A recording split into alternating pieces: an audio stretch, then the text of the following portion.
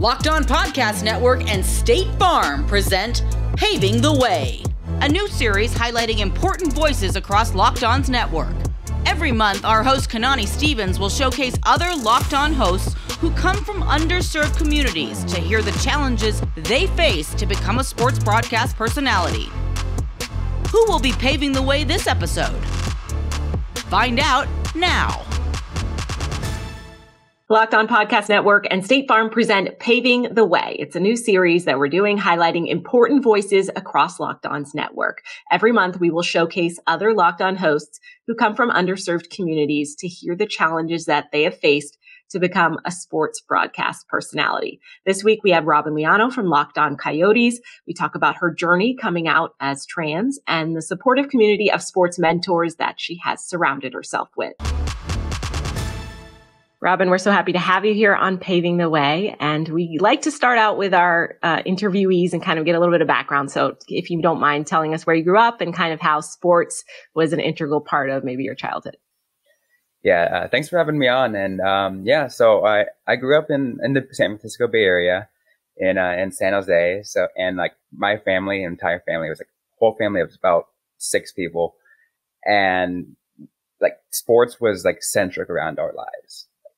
Literally every day we would probably find a game on. In the summer, there was always a San Francisco Giants game on. You know, in the fall, winter, there was always a Niners game on. There was always a Sharks game on. We always had something on because like that's kind of what brought us close together as a family. Mm-hmm. And I look at that, I'm like, I'm glad that was a part of it, but it's like it was pretty crazy how much of hours of sports we all watched together.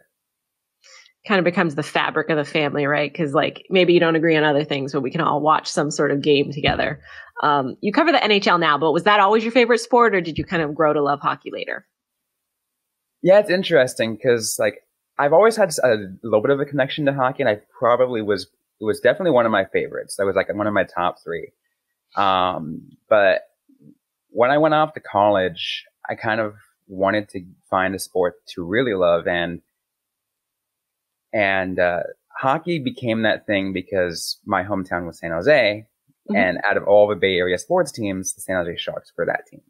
Mm-hmm. So I was like, okay, I'm going to follow this team for a while and then see what happens from there. But then overall, it ended up just becoming just a hockey love, not just Sharks, but just hockey in general, college hockey, minor league hockey, professional hockey, everything about it. I just loved it. You mentioned college. Obviously, that's a huge point for people to kind of like figure out who they are, figure out what they're doing.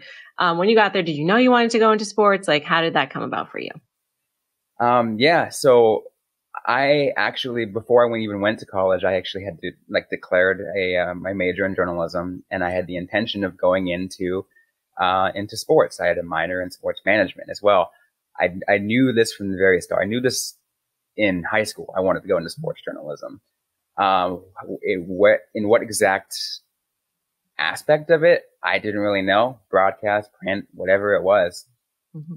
But I knew I wanted to get into sports. And there were just so many elements of sports in college. You know, I went to the University of Arizona. Football and basketball and even softball to some extent is like life and blood there.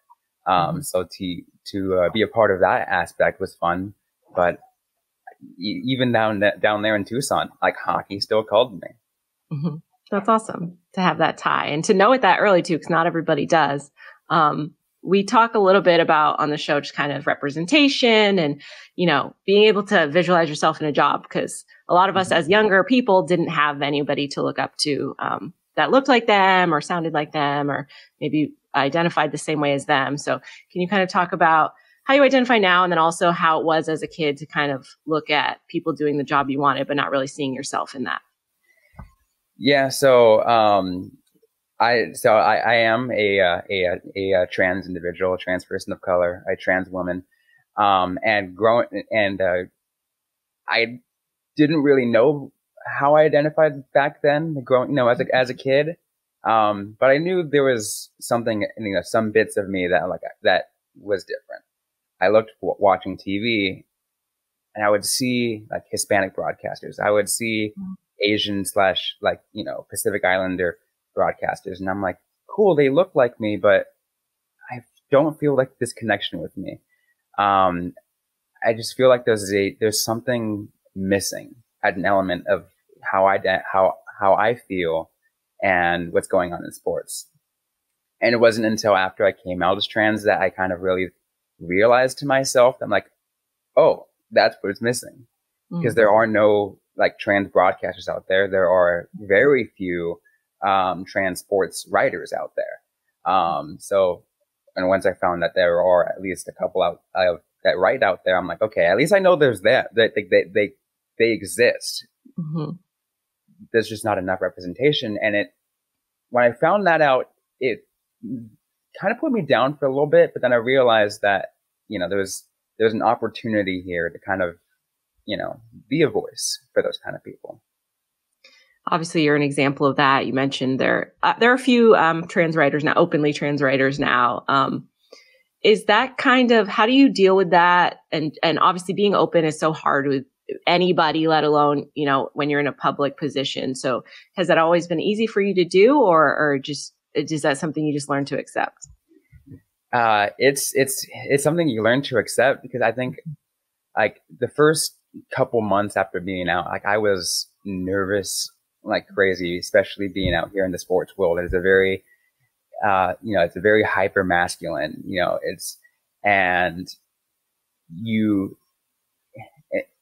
I put my entire personality around, who I kind of identified as before I came out.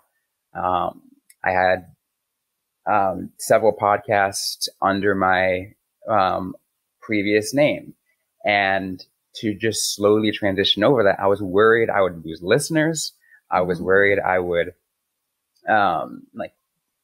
get comments on YouTube or comments on reviews of my podcast on any kind of discrimination. Mm-hmm. But over time, those worries just went away. I'm just like, look, I don't care if there are a small group of people that don't like me for who I am. Mm-hmm. I have a good chunk of people who still follow me for the content I produce. And I think that's all that really matters. I think it always helps to focus on our actual jobs. I know our personalities are brought into this, but if you can do your job well, I feel like people always respect that. Have you felt like from your colleagues and maybe your mentors that you felt like you always had that support even when you were coming up? Oh yeah, absolutely. I think there were several people here in the network that have, once I first came out, they were some of the first people I talked to. They showered me with love. I talked to some of my professors at the University of Arizona. I was already graduated at this point, but I reached out to them because I still work close to them, and they showed out their support. They kind of helped guide me through the emotional process of it all. It's definitely not easy, and having that support system is huge, especially when you're doing something like, just being open with your viewers and everything like that. In terms of, I guess I'll talk a little bit about this. Hockey isn't always the most inclusive of sports, so you're definitely dealing with that a little bit too. You mentioned your colleagues being very supportive, but is it hard sometimes to cover a sport that doesn't feel like it's always supportive of different kinds of people? Yeah, it is. I sometimes I think about the way hockey is and the kind of culture it surrounds itself with. Sometimes I worry about stepping into a locker room. Someone sees how I look, and sure, I might look a certain way, and I might, and use the term here, pass as a certain gender to them. I open my voice, and everything kind of, and I think that's where I still get a little worries okay, what's this app might are they going to feel hostile towards me just because I identified a certain way? Or even just then, just outside of that, I hear how they say when I'm not around, what they say about LGBT individuals, not just trans, but, gay, lesbian, bi, or anything like that. And, it just, that kind of puts me down a little bit, because I'm just like, look, it's hard to be in a sport that doesn't accept me as much. But again, I just look at the colleagues around me and the people and the fans and people that do support me, and I'm like, look, at least I know that it's just groups of people. Like, if it's not everybody, I know there are at least still people out there. Absolutely. And kind of forging our way through, whether or not it's there to begin with, we got to make room for ourselves. We talked a little bit about hockey. Obviously, they try to do these LGBTQ nights sometimes. There isn't a ton of support always in different markets. What are your hopes maybe to see from the league and possible changes going forward? I think the big thing is, with Pride nights, for example, I'm glad they have those. But I think there needs to be a little bit more done. I think, sure, you can wear a rainbow jersey pregame. You can have the Pride tape. But it really goes beyond that. It really goes, interacting with your community. It really goes with supporting the local LGBT groups in your own city. There are I know there are plenty in all of these NHL cities. You can support them. You can go out and interact with them. You can, make them feel welcome. That's hopeful for going in the future that we can get a little bit more of that representation. Obviously, you're a perfect example of that. How did you kind of end up with Locked On? I know you wanted to do journalism from the get-go, but kind of how did you end up here? And I love it here because I feel like it's super inclusive and you get to kind of be yourself. Is that something you really enjoy about the network? Yeah, it's, getting to Locked On was, has been great. I've been covering the Arizona Coyotes and Tucson Roadrunners for so many years. While I was still in college, I actually got a chance to get my first professional writing gig. I was writing for, another network, and I got a chance to, be covering the Roadrunners. I believe it was their second year. And throughout all those years, I eventually gave myself a rapport. Someone from Locked On reached out to me and was like, hey, we're looking for hosts for the cover of the Coyotes. I know you cover the AHL, but I'm sure you're familiar with the Coyotes at this point. I'm like, absolutely. It's another opportunity. I'll take it. And once I got that gig, I got a chance to learn more about the Coyotes, and it gave me the opportunity to interact with the community, not just the Locked On community, but the Arizona community. I've already had that covering in Tucson, but then I got that leg up here in the Phoenix area. So that's been also really fantastic. Do you feel like being able to cover them and kind of start out at that level and move up has given you an extra edge? I always feel like if you work your way up with the team, you have that extra respect level and you just know them a little bit better. Yeah, absolutely. It's interesting because covering the Roadrunners in their second year, there were a lot of prospects and players down there who play for the Coyotes now. If I go to a press event or, go to the locker room, go interview that specific player, some of them will remember me, maybe some of them won't. But I at least have some of that rapport with those that do. And we can talk about, what we remember from when they were in Tucson to where they are at now. It really allows me the opportunity to see the full scope of everything, from not just myself going up, but seeing all these players going and getting their own career movement. What are some goals you have for yourself going forward? Obviously, you've worked your way up to the NHL now. You cover that team in the Coyotes in Arizona. What do you hope to kind of do going forward that you haven't done already? I mean, I'm still trying to, keep my way in sports. I'm, still trying to cover the NHL. My hope is to get up there to that more national, at least that national level, or at least would be looking for is like a TV gig, getting back in radio. I did work at radio for a little bit in Tucson, but up here in the Valley, there's a lot more opportunities up here. Trying to get my voice out there a lot more. I think we touched on this a little bit, but how has your family been? Obviously, you moved to Arizona. You've done all that you've done with your career, you've come out personally. How have they been? Have they been supportive to you and kind of your journey? Yeah, I think like my family has definitely been supportive. I feel like it took them a little bit of time on both my career and myself coming out. After I graduated from the U of A, my parents were extremely adamant that I come home for a little bit and spend time there and figure out, maybe find a job back in the Bay Area.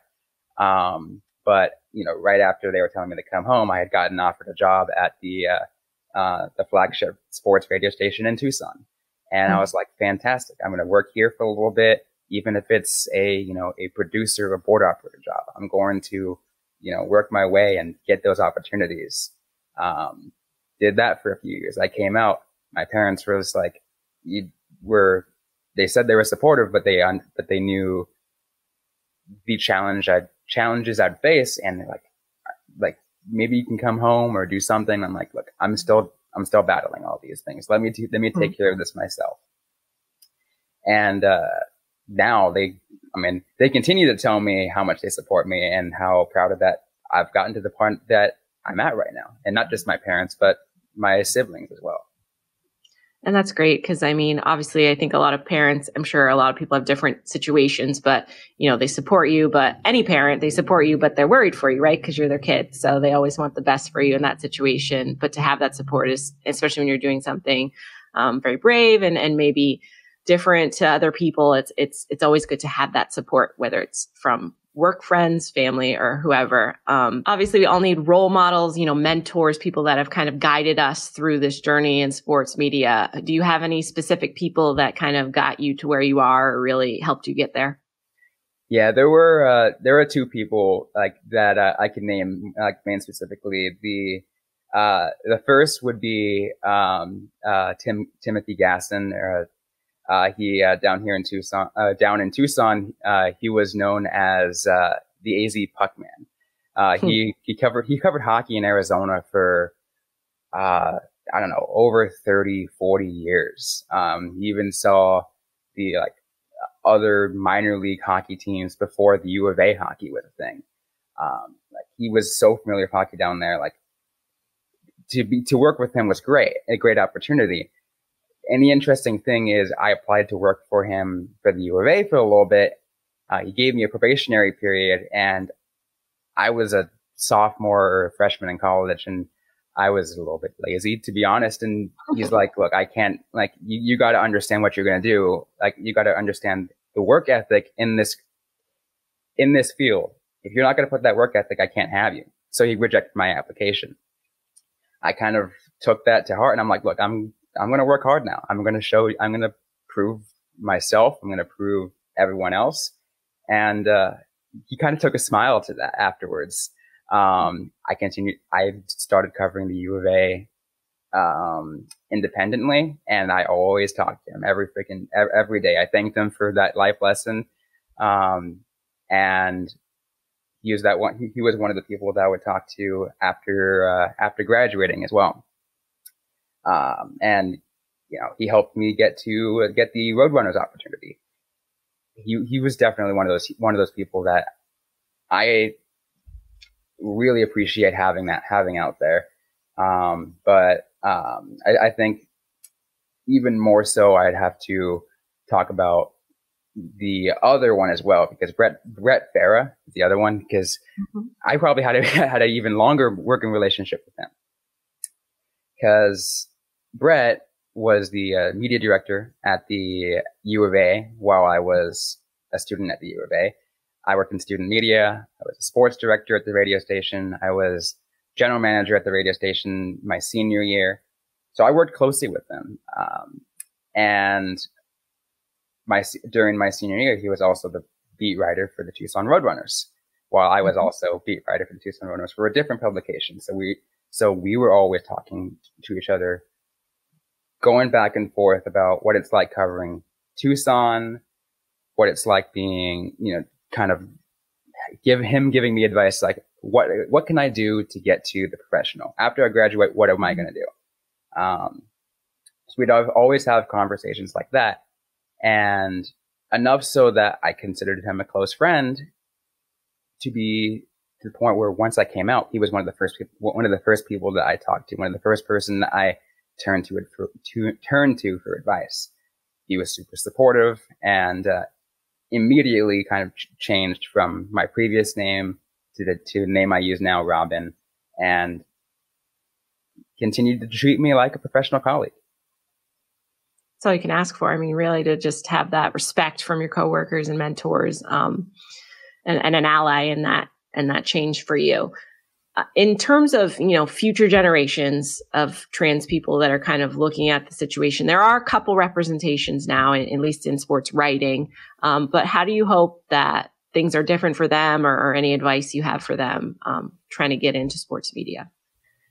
Yeah, I think the biggest thing is, like, you look at look at the trans community and the political aspect of participating in sports right now, whatever it might be at the time and wherever these people might live. It looks brutal right now, but when you get to cover sports, it is something. Like, don't let anyone discourage you from either participating or covering in sports, and just keep doing what you're doing. Work hard. Show that you're just like you are like everybody else. You are a professional. You are here to work, and always do everything. You might be wanting to cover a sport that's not out there. Do something different. Find something. Find a niche, and just keep writing. Just keep talking into a microphone, and just do everything. Before we end the show, we do want to highlight an organization we are working with in an effort to support paving the way for future generations faced with less favorable opportunities. State Farm and Locked On will be giving a donation to the incredible organization Everyone On for every host who visits our series. Thank you, Robyn. The mission of Everyone On is to unlock opportunities by connecting families in underserved communities to affordable internet services and digital literacy training. Doing so creates significant positive changes in the communities and society as a whole. A big thank you to our good neighbors at State Farm for their support on behalf of our hosts and helping pave the way for so many others in our community. Like a good neighbor, State Farm is there. Robyn, we thank you for being a part of Paving the Way and for sharing your story.